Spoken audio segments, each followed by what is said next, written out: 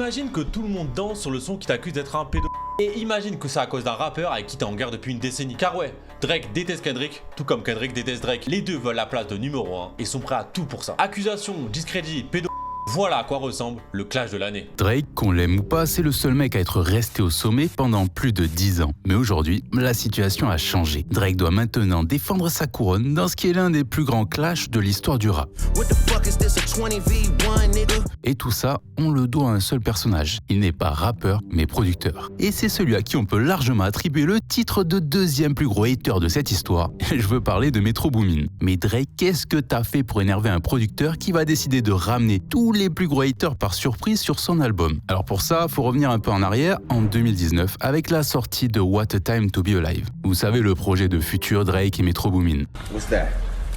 You gotta cook that up. That too. It's already cooked.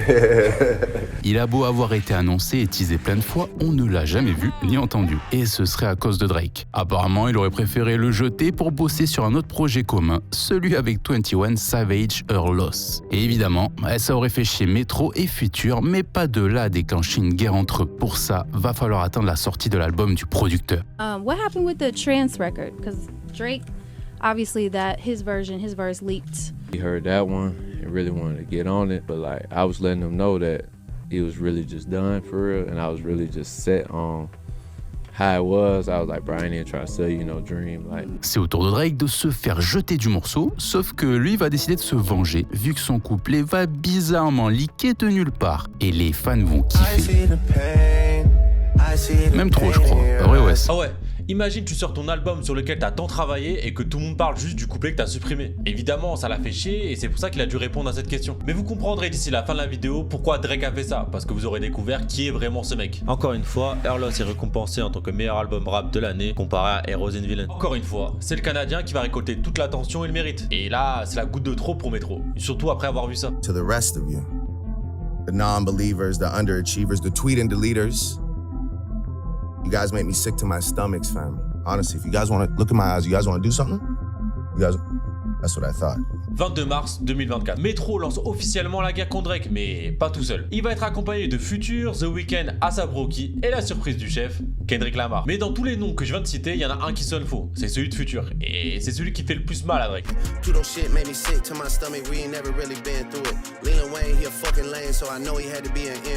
Après, Future prévient depuis plus de 15 ans quand même. The Weeknd, lui, le déteste pour plein de raisons. Il lui a volé des morceaux au début de sa carrière, il est sorti avec son ex, mais on en a déjà parlé dans une vidéo. A$AP Rocky, lui, c'est à cause d'une femme que vous connaissez sûrement, Rihanna. Someone I've been in love with since I was 22 years old.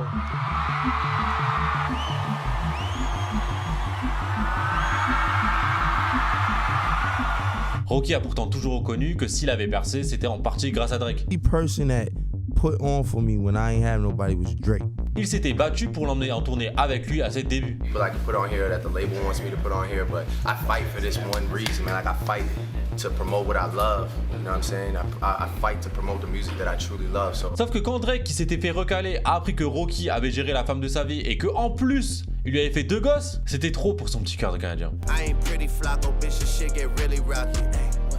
Si on peut mettre autant de musique dans la vidéo, c'est grâce aux partenaires que vous connaissez tous, sauf que ils viennent de changer de nom. Et oui, Shine Nation devient Make It Shine. Avec ça, ils veulent devenir plus qu'une simple marque de bijoux et devenir un mouvement qui embrasse l'ensemble de la culture streetwear. Et c'est pour ça qu'ils sont en train de cook des sapes qui vont bientôt sortir. Car ouais, malgré leur changement de nom, ça reste quand même la bijouterie streetwear numéro 1 en France. Et vous m'avez toujours vu avec leurs bijoux, qui sont toujours là pour finir mes outfits. Évidemment, ça reste des bijoux mix, donc si tu veux les offrir en tant que cadeau, tu peux. Ta commande, elle va arriver dans une boîte spéciale qui s'appelle la Apollo Box. Chaque bijou est accompagné d'une boîte LED incroyable qui est là pour sublimer ton bijou. Personnellement, j'ai toujours cette petite chaîne et ce petit bracelet canchant. Quelque chose de discret, raffiné et qui passe avec toutes mes tenues. Sinon, vous avez un large choix selon votre style. Des bagues, des bracelets ou encore des chaînes. Par exemple, la Cuban Link, c'est un peu le classique de la boutique. La qualité, elle est vraiment top. C'est des bijoux qui tiennent dans le temps, tout comme leur service client, noté 5 étoiles sur Trustpilot avec plus de 2500 avis. Ils livrent à l'international mais aussi en France où tu devras attendre maximum 2-3 jours pour recevoir ta commande. monde. Et tu peux aussi créer ta chaîne sur mesure. Il y a déjà plein de créations disponibles sur leur Instagram. Et en parlant de ça, n'hésite pas à les suivre sur leur compte et à leur envoyer en DM club pour recevoir 20% sur ta prochaine commande. Tous les liens sont dans la description et on peut reprendre la vidéo là où on en était. Mais mis à part ça, il y a un point commun entre tous les noms qu'on cite. À leur début, chacun était soutenu par Drake avant qu'il perce. Que ça soit avec des tournées, des featuring, des dédicaces, sauf que dès qu'ils ont commencé à s'approcher de son statut, l'ambiance est devenue différente. Sa carrière débutait à peine, mais Drake a tenu à le rencontrer en 2011, lors de son passage à Toronto. À ce moment-là, Kendrick travaillait sur son premier album, Section 80, et il lui a fait écouter alors que personne ne l'avait encore entendu, à part son équipe.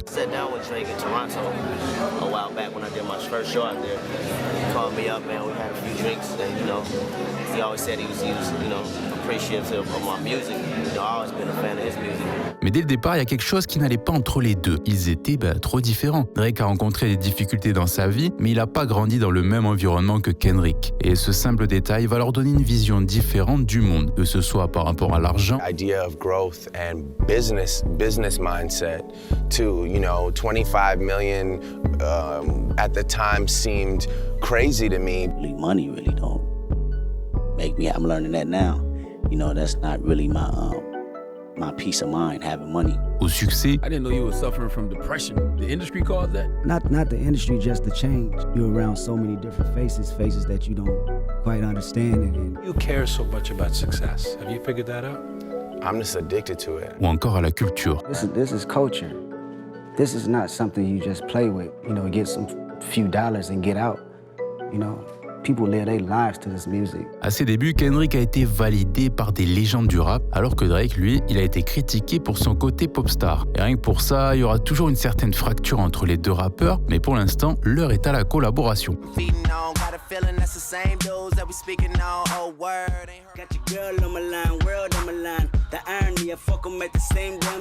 Le titre de ce morceau, les personnes présentes, tout est plutôt ironique vu la situation aujourd'hui. À ce moment-là, c'est la compétitivité qui a poussé chacun des rappeurs à se surpasser et à sortir son meilleur couplet. Et c'est toujours cet esprit de compétition qui va pousser Kendrick à faire ça en 2013. Tout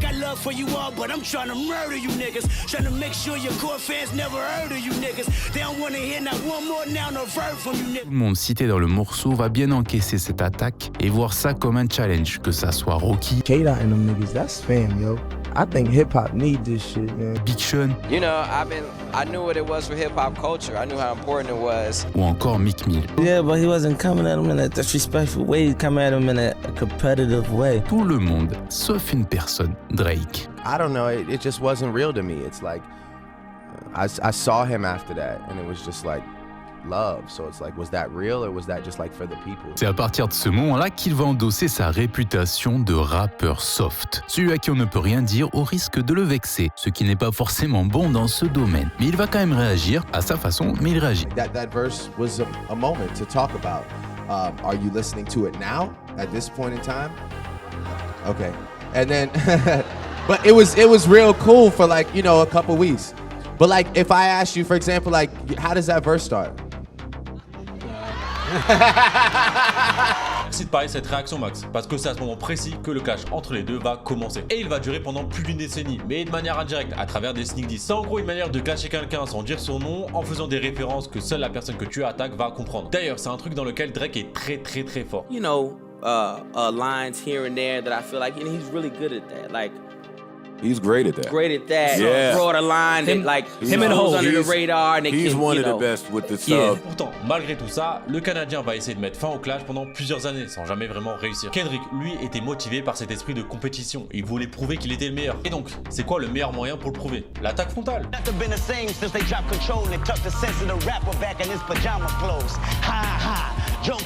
Mais en entendant ça, Drake va jamais répondre directement, peut-être par peur. À la différence de Drake, il incarne l'essence même du rap. Et c'est pour ça qu'il sait que s'il y a un combat, c'est gagné d'avance. That would Drake be somebody you would like to have some fun with? Nah, I couldn't. We come from two different worlds, two different backgrounds. I really don't see that playing out, as entertaining. Maybe to, the people listening, but not for myself. Les deux vont quand même s'envoyer des pics à droite à gauche tout en continuant leur carrière. Et maintenant, vous allez voir la vraie différence entre les deux pendant toutes ces années. Drake lui va disparaître plusieurs fois pendant plusieurs années, réduisant de plus en plus sa présence en interview ou sur les réseaux sociaux. Il va revenir uniquement quand il sortira des albums ou pour faire des performances qui vont marquer les esprits. Drake va faire tout l'inverse, que ça soit sa présence en musique ou sur les réseaux sociaux. Et chaque année, il va dominer les charts. D'ailleurs, pendant les recherches de cette vidéo, j'ai trouvé un moment d'interview qui montre à quel point les deux sont opposés. Probably one of the few people that really lives this rap life. Like, I really live this rap life for real. I'm really out here partying. You see the house. Up at the baby you see show. it. Yeah. I'm out. I'm in the streets. Après, pendant toutes ces années, l'animosité entre les deux va pas se calmer. Drake va encore essayer de mettre fin au clash dans un post Instagram où il va le féliciter par rapport à ses ventes d'albums. Et Kendrick va répondre ça. Mais Wes, à côté de ça, l'absence régulière de Kendrick, ça va jouer contre lui, non? Parce qu'en attendant, c'est Drake qui gagne des points. Que ça soit l'absence de nouvelle génération, Drake qui multiplie les sorties et qui fit avec la next-gen, tout ça va créer des débats dans la scène. Est-ce que Kendrick a sa place dans un top 4? Est-ce qu'il fait vraiment partie du mont Rushmore du rap? Top 5 you smoking on Kendrick? Cause my top 5 is Drake. Parce que ouais, disparaître pendant 5 ans sans donner de nouvelles a laissé penser à beaucoup de gens que Dame était le dernier album de Kendrick Lamar. Donc forcément, quand il fait son retour, il a dû mettre les choses au clair.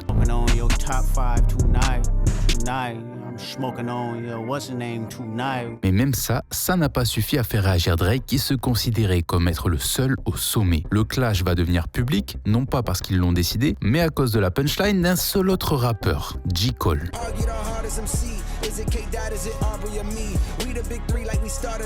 Pourtant, à première vue, il n'y a rien de méchant dans ce que dit J. Cole. Sauf que si on ajoute à ses paroles le fait qu'il se soit comparé à Messi Ronaldo, que c'est un featuring avec Drake, mais qu'en plus Kendrick avait été invité sur le morceau à la base, c'était suffisant. Mais avant de s'attaquer directement à lui, Kendrick va préparer son plan dans l'ombre. Fuck over these beats with no condom. This ain't rap, it's really a porno. Rewind it back.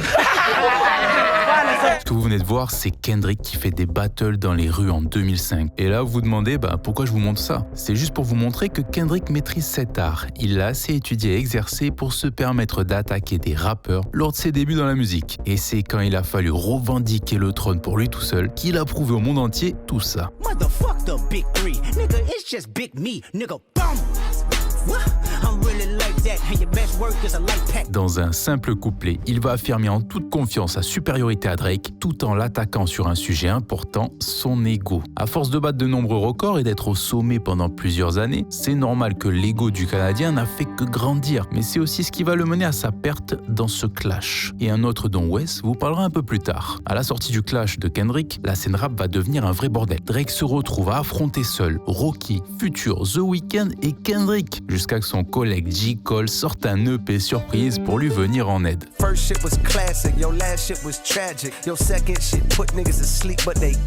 ce moment-là, on s'apprêtait à revivre un âge d'or du rap, un affrontement légendaire pour déterminer le couronnement du véritable GOAT. Jusqu'à que Cole s'excuse moins de 48 heures plus tard.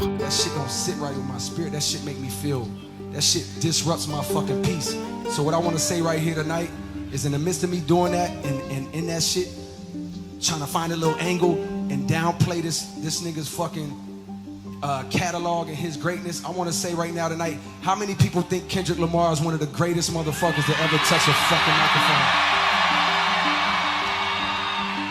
Drake aurait dû deviner que quelque chose ne tournait pas rond quand Cole s'est retiré aussi vite du combat. Ça aurait dû le calmer. Mais non, cela va produire l'effet inverse. Être seul contre tous, la tension qui augmente sur les réseaux sociaux, être attaqué frontalement, le sentiment de trahison, tout cela va le nourrir. Ça va booster sa confiance et son adrénaline et nous donner le morceau Push-Ups.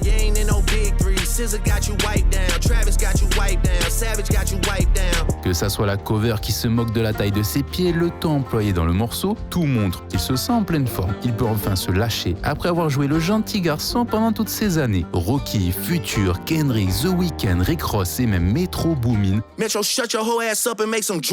Tout le monde va prendre sa balle. Mais cet excès de confiance va faire commettre à Drake une erreur. Wes, c'est quoi déjà? C'est la même erreur qui, quelques années plus tôt, a fait découvrir au monde entier que Drake avait un fils caché. Et encore une fois, il a mentionné le nom de la femme de son adversaire. be with some bodyguards like Whitney. Top say drop your little midget ass, better fucking. Kendrick voulait que ça reste une battle entre rappeurs, prouver qui était le meilleur dans un affrontement morceau contre morceau. Mais en mentionnant le nom de sa femme, il a franchi la limite qui existe dans les clashs. You know, family, kids, deceased relatives. I think that's going too far. Et 6 ans plus tôt, c'est exactement ce qui s'est passé lors du clash contre Pusha T. Après s'être fait attaquer dans un morceau, Drake va lui répondre instantanément en totale confiance avec Depuis Freestyle. Et ça aurait pu peut-être s'arrêter là s'il avait pas mentionné le nom de sa femme à la fin du morceau. Like, first of all, as much as you want to discount it, you did say my wife's name. I don't play that shit. I really don't, bruh. Ensuite, tout le monde la connaît. Le terrifiant Story of Adidon. La blackface, la révélation du fils caché, une victoire totale de Pusha T. Wishing death on my friend that has MS. I study rap battles for a living. Now, when you mention defenseless people who are sick in the hospital that passed away, that really sent me to a place where, you know, I wanted to do other things. I didn't want to further your reputation or your career by rapping back at you and having this exchange. Vous savez qui a donné l'information du fils caché à Pusha? Son meilleur ami, celui qui mixe tous ses albums, OVO Fortier. The information came from 40. It didn't come from Kanye. At all. Voilà. Je vous donne l'information, vous faites ce que vous voulez avec ça. Mais bizarrement, Drake n'a pas appris de ses erreurs. Toutes ces années au sommet après cette défaite, ça l'a mis en confiance. Il sentait qu'il était intouchable, que limite la victoire était à portée de main, tellement il suppliait d'avoir une réponse de Kendrick. I know you in that NY apartment, you struggling right now, I know it. In a notepad doing lyrical gymnastics, my boy. You better have a motherfucking quintuple entendre on that shit. Pendant toutes ces semaines où le monde entier attendait la réponse de Kendrick, lui était en train de préparer son plan, celui de le battre sur tous les terrains. Mais avant d'en arriver là, c'est le moment de parler d'Euphoria, un avertissement pour Drake. Rien que le nom fait référence à la série qu'il a coproduite et qui est critiquée pour son hypersexualisation des lycéens. Comme pour Pusha T, Kendrick utilise ce morceau pour lui rappeler simplement que c'est une fraude. How many more black features till you finally feel that you're black enough? I like Drake with the melodies. I don't like Drake when he act tough. Pendant son ascension, Drake a multiplié les connexions avec des gangsters, que ce soit ceux de Chicago ou encore J. Prince, qui est derrière l'un des gangs les plus puissants d'Austin et qui aussi assure sa protection. En plus de ça, le Canadien a fait évoluer ses morceaux, passant du simple lover à quasiment gangster sur certains morceaux, chose qui n'est pas réellement. I don't think because you're coming over here by me that you gotta start rapping about the things I rap about, start singing about killing nobody, or start singing about the streets. Yeah, talk about what you know. Yeah. Yeah, just like keep it Canadian, man. Mais avant même que Drake puisse répondre, Kendrick va lui envoyer un nouvel avertissement. It was fun until you start to put money in the streets, then lost money cause they came back with no receipts. I'm sorry that I live a boring life. I love peace. Là, je vais laisser Max vous expliquer une erreur que Drake a reproduite. Pendant son clash contre Pusha T, le Canadien a mis de l'argent de la rue pour obtenir des infos compromettantes sur son adversaire pour l'utiliser dans des morceaux. I tweeted out, $100 grand ain't enough. For information. That shit was real. That shit was real. That was not fake. People who were close and near and dear to me are aiding and helping him. Mais dans le cas de Kendrick Lamar, ça s'est retourné contre lui parce que Drake pensait avoir trouvé une source d'information fiable dans le camp de Kendrick, quelqu'un qui lui délivrerait des scoops sur sa relation avec sa femme et son comportement derrière les caméras. Et il a payé $150,000 pour obtenir ces renseignements. So I say, what they asking for?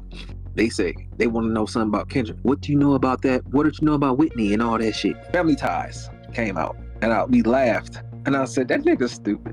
Et c'est dans Family Matters qu'il va utiliser ces informations pour les révéler au monde entier. Your baby mama cash was always screaming, save me. You did it dirty all your life, you tryna make peace. Évidemment, à la sortie du morceau, Drake reprend l'avantage dans le combat. Les accusations de violence domestique, le fait que son propre fils ne soit pas le sien, mais celui de son bras droit, c'était la bombe de Drake, son bouton rouge, celui qui devait mettre KO Kendrick et lui donner la victoire. Clairement, il a tout misé dessus, même visuellement, on y voit l'emblématique voiture de Good Kid, Mad City se faire broyer et une POV dans un véhicule mortuaire pour signifier son enterrement. Mais Drake aura même pas le temps de savourer sa victoire puisqu'il était tombé sur sa carte piège. Une fois retourné, le monde va découvrir ce que c'était Meet the Grams. It's supposed to be a good exhibition within the game, but you fucked up the moment you called out my family's name. Le seul mot que l'on peut associer à ce morceau, c'est sinistre. C'est une lettre ouverte adressée à chaque proche de Drake, notamment son fils Adonis. Dear Adonis, I'm sorry that man is your father. Let me be honest. Ses parents. Dear Sandra, your son got some habits. I hope you don't undermine them. Dear Dennis, you gave birth to a man master manipulator. Drake lui-même. We got gambling problems, drinking problems, pill popping and spending problems, bad with money, horror house. Et la réalité de ce clash, c'est que tout se joue sur la réaction du public. On vous avait dit que Drake avait pris la tête avec les accusations de violence conjugale. Et ben Kendrick va la reprendre avec celle de la pédophilie, du trafic. Et là où les accusations contre Kendrick sont assez minimes, dans le sens où il n'y a pas grand chose pour confirmer ça, à part peut-être cette interview en 2015. Meet some guy bloody and you did something to some female. Yeah, because it's foolishness. That's the most ignorant stuff I've ever made up. Et bah c'est pas du tout le cas de Drake. En quelques clics, tu peux rapidement trouver des informations dans lesquelles il agit assez bizarrement avec des mineurs. I love him. I met him in Australia. You know, we just texted each other the other day and he was like, I miss you so much. I was like, I miss you more. Un mec de 30 ans qui envoie des textos à une fille mineure et qui l'invite à dîner, c'est bizarre. Ça soulève des questionnements et donc ça crée un doute. Et c'est tout ce qu'il fallait dans ce clash. Et surtout que Drake est déjà détesté par l'opinion publique. Mais il y a deux choses qu'on vous a dit au début de cette vidéo. La première, c'est que Kendrick était mieux préparé et que Drake c'est la pop star, l'homme au hit, l'homme au record. Et c'est en tenant compte de ça que Kendrick va exécuter la dernière partie de son plan. C'est bien de démonter un mec sur des morceaux classiques, mais c'est encore mieux de le faire sur un hit. Un morceau qui va tourner tout l'été et qui a fini en numéro 1 des charts, la place que ton adversaire occupe habituellement. Hey Drake, I hear you like I'm young. You better not ever go to cell block 1. To any bitch that talk to him and they in love, just make sure you hide your little sister from him. Max, comment tu fais pour te relever quand tout le monde danse sur un morceau qui t'accuse d'être une fraude et un pervers? Comment tu fais pour te relever quand tout le monde chante le fait que tu sois un pédophile?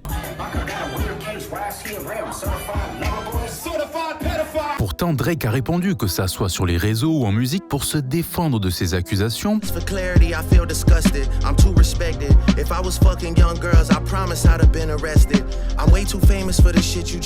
Et il l'a fait de la pire des manières. Il existe des centaines d'exemples de prédateurs qui ont réussi à s'en sortir justement grâce à ça, le pouvoir et l'argent. Mais la dynamique du clash a changé après la sortie des morceaux de Kendrick. Quand on écoute le premier diss track, on sent un Drake confiant, énergique et prêt à combattre. Alors que le dernier, on a droit à un Drake qui baisse les bras.